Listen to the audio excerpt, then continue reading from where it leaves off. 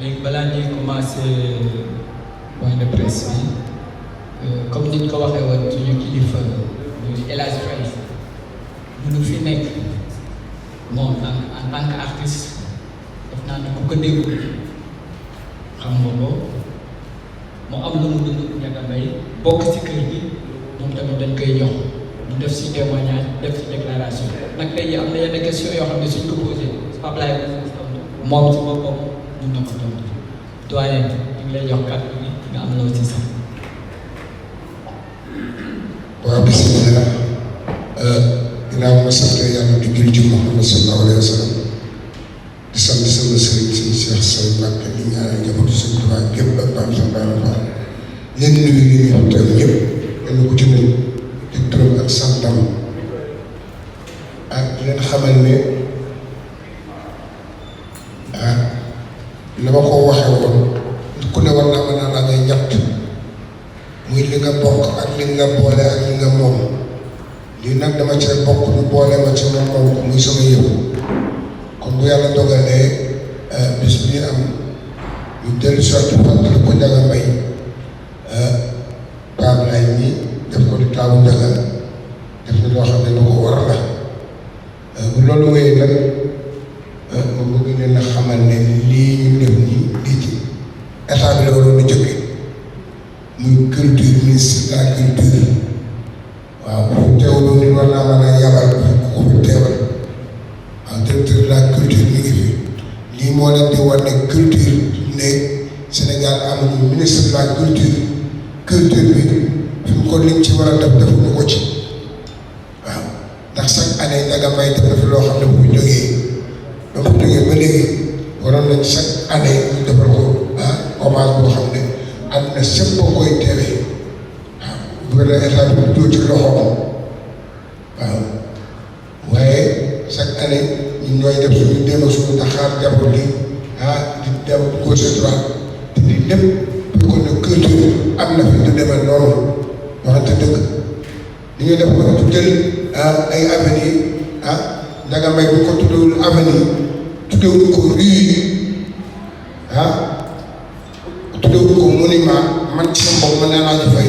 koñ ba ma dëkk fa ne Géejawaay tudde naa ko ak quartier ba ma dëkk ca Géejawaay waaw waxee na nag dégg na laaj waaw Ndiaga Mbaye du quelqu'un def na lu ne ci aar bi kon nag war nañu ko mën a seetaane noonu waaw Ndiaga Mbaye war nañ toll di ko gëstu di gëstu njabootam ndax def na fi lu réeri am na sëpp télé yëpp di ci wax rajo journal yi di ci wax rajo yi yëpp di ci wax waaye depuis nu mu tuddati hommage boobu ba léegi kenn di yëngalu fi kenn waxul ay mbiram waaw li tax nag ma waxee noonu ne Ndiaga Mbaye buñ ko tuddewul nu mu tuddati buñ ko tuddewul nu mu tuddati avenue tuddewul ko monument tuddewul ko rue man sama bopp naa mooy nii def nii waaw mooy nii def nii bu ko defal revue de presse defal nañ ko hommage ay ñun ñu def ko waaw kon nag defe naa ne lu kenn mën ñaara ko dàq bu ñoom bu ci jógoon seen loxo dina dépassé fii yaa ngi dégg te aussi lan moo wax ne dëgg ñun artistes yi nekkuñu benn bu ñu booloo woon defe naa ni dañu artiste dafa war di ko katal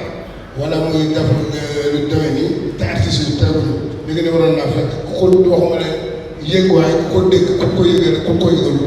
ku ko dégg waroon naa mën a déplacé wu ñëw dégg nga toog sant sa grain de sel waaye artistes yi boo gisee lii di leen dal bu mu deewee kenn du leen lijjanti kenn du leen toppatoo bu nu feebaree ñu leen katal yu demee nii la ndax déggoo wu boolewul waaw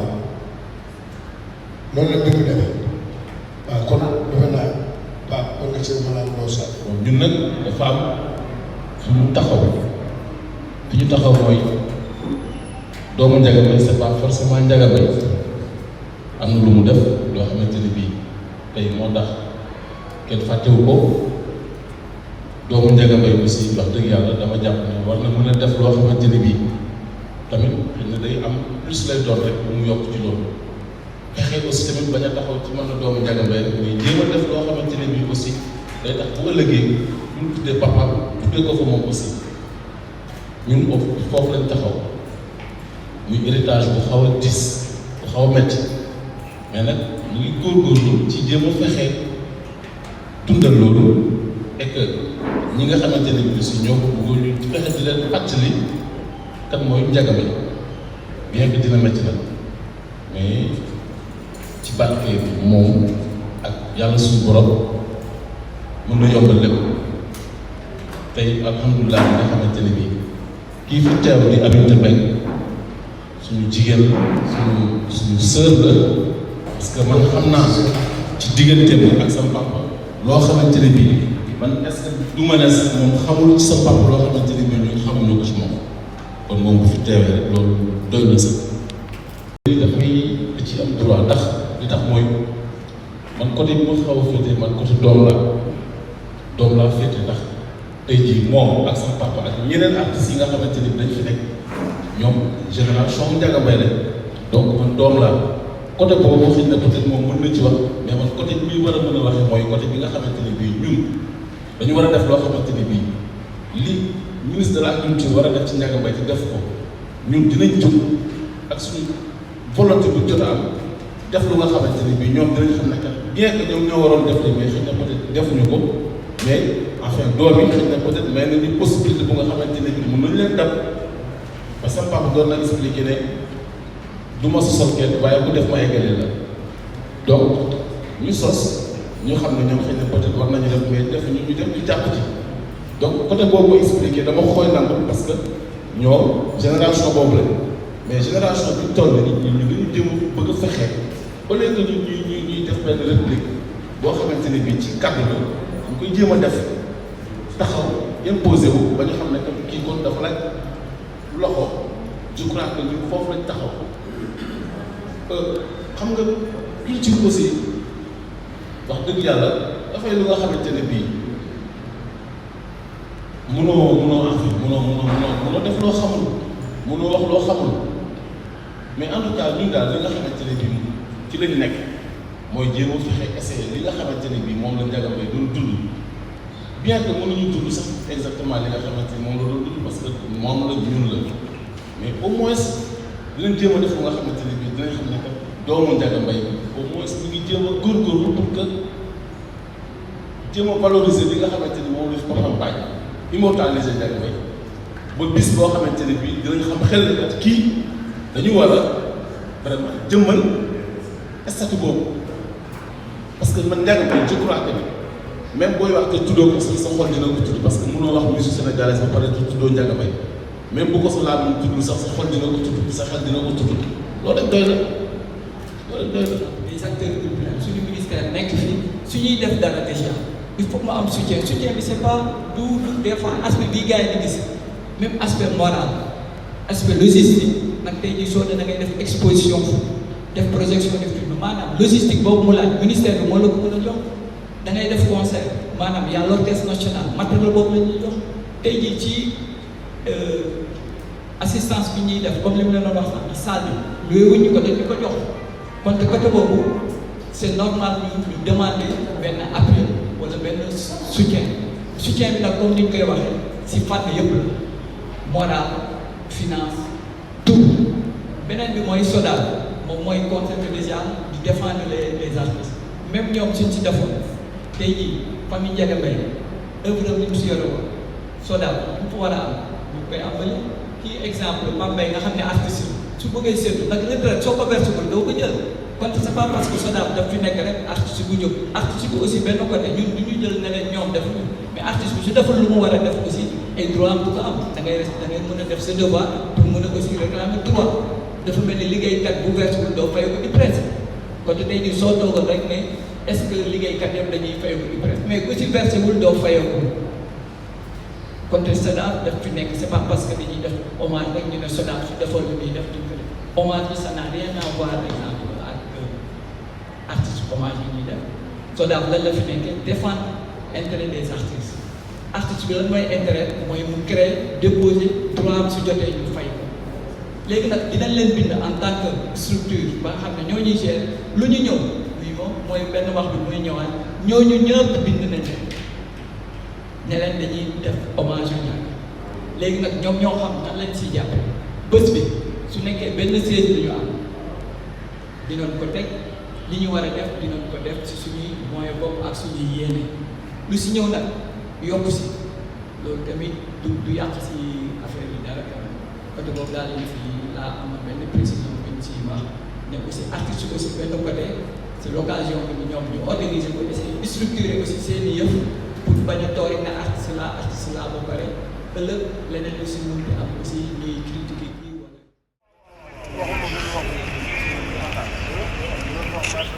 waaw jërëjëf ci laaj bi wax dëgg yàlla loolu moom sant nañ ci Pape Laye daal mu ngi juddoo Ndakaaru Sicap Liberté 1 màgge Tataguine ci maamam bi nga xamante ne bi moo jur juróom bu góor waaw teel a dugg ci ay loxoom sax tax na mu yaakaaroon ne mooy yaayam mais nag yaroo Tataguine màgge Tivaouane nag waaw dëgg yàlla waaw. jàng école ba waaw jàng école ba parce que ñun Tataguine lañ duggee suñu cycle première. après ba première ñu ñëw Tivaouane. ñu yóbbu ñu école privée Alpha Mayoro. fa la ñu continuer jàng yi ba daal 5e waaw. bi nga jàngee ba 5e. continué woo jàng bi lan nga def.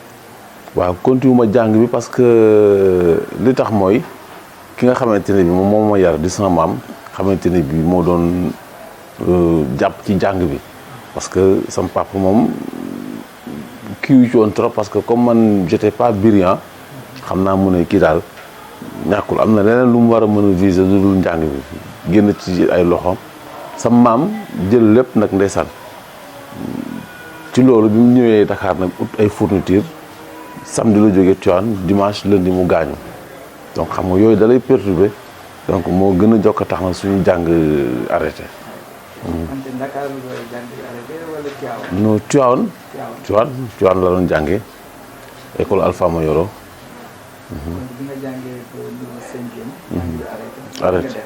waaw bi ma jàngee ba jàng bi arrêté 5e après nag ci la sama bàjjen faama bi nga xamante ne mooy sama magu papa. moom bi góor gi moom dafa xam nga am na dañu bëgg def benn genre guerrier quoi donc ne moom daf may yóbbu Mauritanie su ma yóbboo Mauritanie après dinaa fa def métier sama bàjjen ne ko nag kii du dem parce que xale bu ndaw la nga bëgg ko jël yóbbu ko Mauritanie gisul ndey gisul baay man dinaa ko jël dugal ko ci atelier menuisier bi nekk fii Dame Gueye mu jàng fa métier donc ci la ma fa dugal ma def yaakaar naa 10 ans def naa fa 10 ans ci métier bi. waaw vraiment waaw. waaw yaakaar naa ne dinaa ci def lu sori de lu bari sax waaw vraiment. léegi après da nga mujjee verser dara wala da nga mujjee am leneen non après menuisier bi nag xam nga day am loo xamante ne bi mën nga ci nekk sax mais day am loo xamante day dafay tourner ci sa xol am benn moment. boo xamante ne bi dama fréquenté benn adjudant chef bu tudd Sapenda Seck boo xamante ne bi fu muy dem rek daf may yóbbaale bon ma gis ko nag ak comportement bi muy am bu solee tenue finalement militaire bi dugg sama xol nag mais daal di recruter daal di dem quartier donc incorporé def 2 ans bi ma paree ñu yóbbu ma Jal Diop cabinet ma servir fa avec le colonel Potin ak Dieye bi nekkoon Habitat ak le colonel Nelson bi nga xam moom moo nekk ambassadeur bu Guinée actuel ak le commandant Ngom bi nekkoon service social. waaw El Hadj Faye daanaka def nañu boo dee xool presque def nañu 5 ba 6 ans wala 7 ans maximum mu di ma vraiment jàngal ma musique. waaw di ma jox micro su ma wooyee mu ne ma fii ngay wooyee su ma defee mu ne ma non fii ngay defee di ma corriger daal wax dëgg yàlla moom aussi parce que dafa nekkoon koo xamante ni sama papa daf ko bëggoon waaw daf ko bëggoon tellement ba dafa yëkkati doomam sax may ko waaw yëkkati doomam may ko ndax cofeel gu mu amoon ci moom loolu tax na ba man aussi xawma woon sax relation bi doxoon seen diggante ñoom ñaar man amoon naa yëg-yëg parce que musique sensation la dégg naa ko muy woy li muy woy neex ma waaw ma dem fu ma mën a amee kasetu El Hadj Faye dinaa ko def ba lijjanti ko ñëw di ko déglu donc man déglu naa El Hadj Faye lu yàgg te sëyul ak sama sœur boobu moo tax bi sëy bi amee dafa ko xaw a jaaxal ma ne ko gis na mbir yàlla ni muy demee. ma beroog léegi nag wax dëgg yàlla parce que bi ma jógee ci El Hadj Faye dama dem Phuket. loolu ci benn la. waaw mu dem Phuket après commencé dem Phuket nag commencé jouer commencé dajeek ay des grands musiciens yoo xamante ne Salsero vraiment aussi tamit ñoom ñu may corriger ci lu bari ku mel ni Père Laba Socé tonton Pa Fall alias Diallo ak Balla Ndiaye bi ñoom grand Ismaïla Ndiaye ñoom ñu may commencé di corriger ci xam nga waaw dem ba finalement commencé am fit nag di dugg ci yenn affaires yi même El Hadj aussi même taxul ñu mu bàyyi ma parce que su amee programme daf may woo ànd nañ dem Daara Linguère xam nga. ok loolu suñ ko gisee tey yaa ngi si ñaata single wala ñaata album. waaw bon album bi nag wax dëgg yàlla am na ci bu ñu taxawaloon ba léegi ñoo ngi ci yoon mais xam nga comme fii moom dafa xaw a am nu mu tëddee dañuy def ay single quoi bon ñoo ngi ci 4 single yaakaar naa 4 single waaw vraiment. mën nga ñu wax titre yi. waaw benn bi mi ngi tudd Sëy yi moom eeru paa bi sax laa jëloon Sëy yi après Sëy yi am na héritage après héritage am na solution ak cooli léegi foofu sax dañ koy taxaw. may suñu mbokk téléspectateur comme TV. benn clip ban clip nag lañ leen doon may yow yaa koy tànn. waaw nañ leen may solution rek Sëy parce que xam nga comme jamono bi ñu toll nii instant bi Sëy yi dafa xaw a am nu mu demee waaw mais te xam nga bu fekkee dama la wax ne la boo bëggee noppalu ci sëy kaay ma wax la ni ngay def c'est-à-dire jigéen bu amee naxar na la gis bu amee bànneex na la gis waaw bul ko ne dinaa la jox te doo ko jox.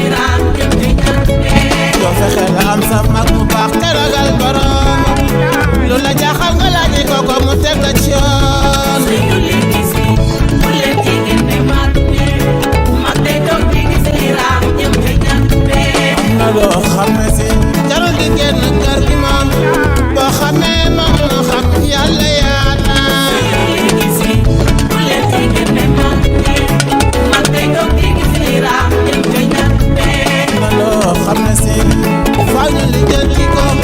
But I'm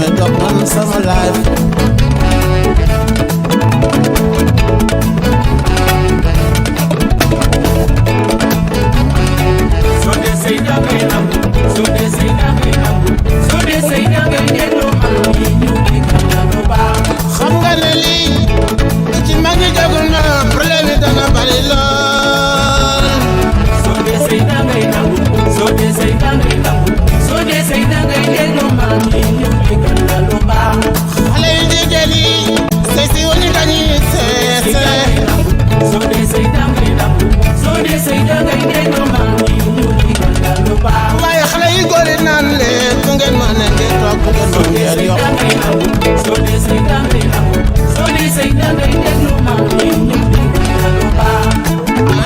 ci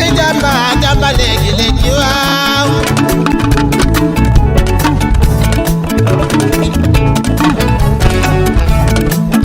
laay la boo bëggee mag bu baax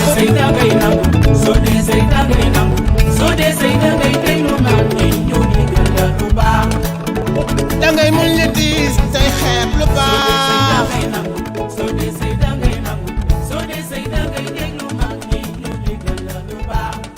waaw noonu lañ ko daa defee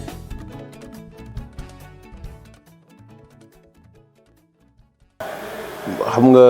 Youssou dafa nekk koo xamante ne bii jarbaatu góor gi la jarbaatu Ndiaga Mbaye la xam nga di doom am yu bari yu mu def ak moom nag xam nga kooku bu fekkente ne dafa làqu doomam nekk fii wax dëgg yàlla li lay war mooy nga jël ko jéem a fexe am noo def ak moom te loolu aussi moo ngi ci bien que léeg-léeg nga dajeeg ni sax ne ko ma la doomu Ndiaga Mbaye mu ne la mais anu Youssou Ndour waaw xam nga parfois mais ñun comprendre nañ ne temps amul temps amul jot wax dëgg yàlla mais lépp lu mu mën pour que doomu Ndiaga Mbaye nit ñi teg ko bët moo ngi ci man xam naa tonton bu baax xam naa ne xolam ak yéeneem mooy mu mettre ma devant la scène mais nag jotam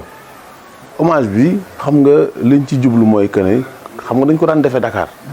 mais nag lépp bu ñu daan defee Dakar aussi tamit dañ ko jël ren def ko Tivaouane nga xamante ne bii Tivaouane fa la famille bi nekk fa la ay njabootam nekk sama yaay mi ngi fa tey jii nga jël ko delloo leen ko muy loo xamante ne bii wax dëgg yàlla ñoom aussi gën a jege gën a yey te li tax ñu def ko tamit mooy dafa am ñoo xam ne dañ fa nekk te boo ko defee Dakar dañuy bëgg ñëw te amuñu jot amuñu moyen ñu bugg leen ko defal noonu lañ ko fas yéene defee aussi ci feneen yeneen ñi nga xamante ne bii tamit bëgg nañ ñëw te amuñu jot mais bu ñu wàccee kaamil ba pare dëgg yàlla am na benn